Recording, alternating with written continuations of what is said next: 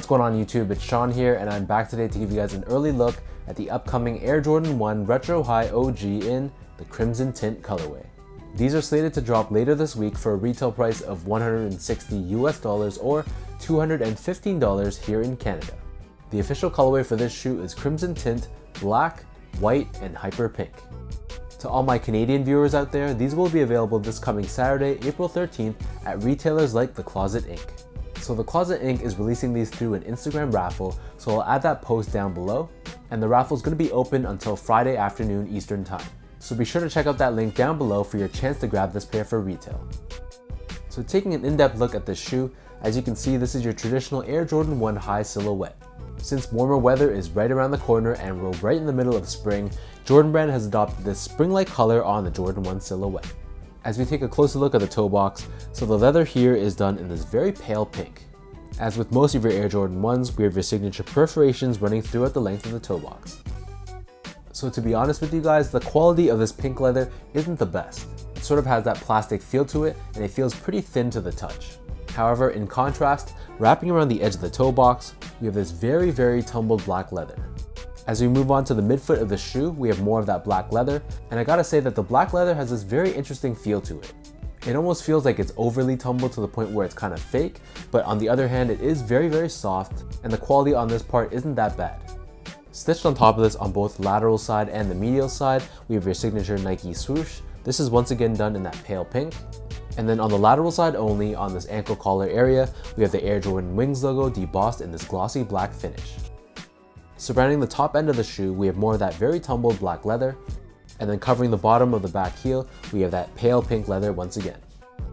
In terms of laces, so these come standard with your flat style lace in black. However, Jordan Brand gives us two other options, which, to be honest with you guys, are a little bit strange. So the first alternate option is a pink lace with green lace tips, and then the second option is a green lace. So I don't know where that green comes from. It's honestly out of left field, and maybe they're going for the whole watermelon look, but to me that green just does not go with the rest of the shoe. Personally, I'm just going to stick with the black laces for this pair. Underneath the laces, we have your standard Air Jordan 1 tongue. This is done in black nylon, and at the very top, we have your Nike Air branding stitched on this tag. As I take out the insole, these come with a hot pink colored insole with the Nike Air logo on the heel in green. So the upper of these Air Jordan 1s sits atop this full-length white-colored midsole. Encapsulated underneath the heel, we do have a Nike Air sole unit. And then as I flip these over to the bottom, here we have your standard Air Jordan 1 outsole. So this is entirely done in rubber in this pale pink color. We have your circular traction pattern on the forefoot, along with the Nike logo in the middle. In terms of sizing, so I'd recommend sticking with your normal Air Jordan 1 size. For most people, that's true to size. For me, just because of my feet, I do prefer going up the half size. However, these fit pretty much identical to all my other Air Jordan 1s, so I'd stick with that same size. If you haven't worn an Air Jordan 1 before, I'd recommend trying one on in store if you can, but if that's not an option, then my best recommendation would be sticking true to size. Comfort-wise, so nothing crazy here, Air Jordan 1s aren't the most comfortable sneakers on the market, but they're going to be okay for just everyday casual use. You'll have a lot of ground feel and you'll feel very stable to the ground, and I'll admit, because of the softness of this leather, there was no break-in time required. Last but not least, from a quality standpoint, so I touched upon this briefly earlier, but I was a little bit disappointed with the quality of this pink leather. On the other hand, the black leather used was kind of interesting. It sort of feels a little bit strange, very synthetic, but at the same time it is very soft. So as long as your expectations about the quality of this shoe aren't sky high, then generally speaking, you shouldn't be disappointed.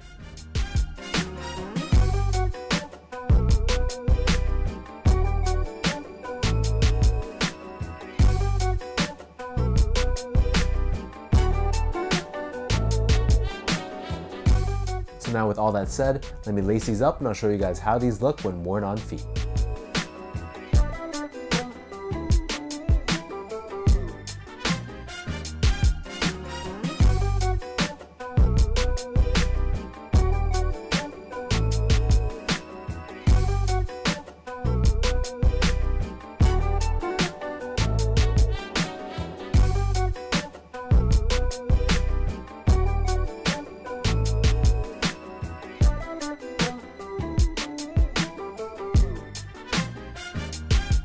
The hype on the Air Jordan 1 is super high right now, and this color blocking is classic, so it's kind of a no-brainer that a pink, black, and white Air Jordan 1 is probably going to do pretty well on the market. Based on my own personal style, I don't really wear pink too much, so I don't know how much wear this shoe is going to get in my rotation, but it's kind of hard to go wrong with Air Jordan 1s in general, and I can't see too many people passing on this shoe. So let me know in the comment section down below if you guys plan to cop a pair later on this week. If you guys like this video, be sure to like, comment, and subscribe. Give me a follow on Instagram at esco8, check out my Twitter at sean.go, and visit my website at seango.ca. Before we end this video, one final reminder for all my Canadian viewers, this will be available via raffle at The Closet Inc. So best of luck for everyone entering, and until next time, I'll catch you guys in my next video.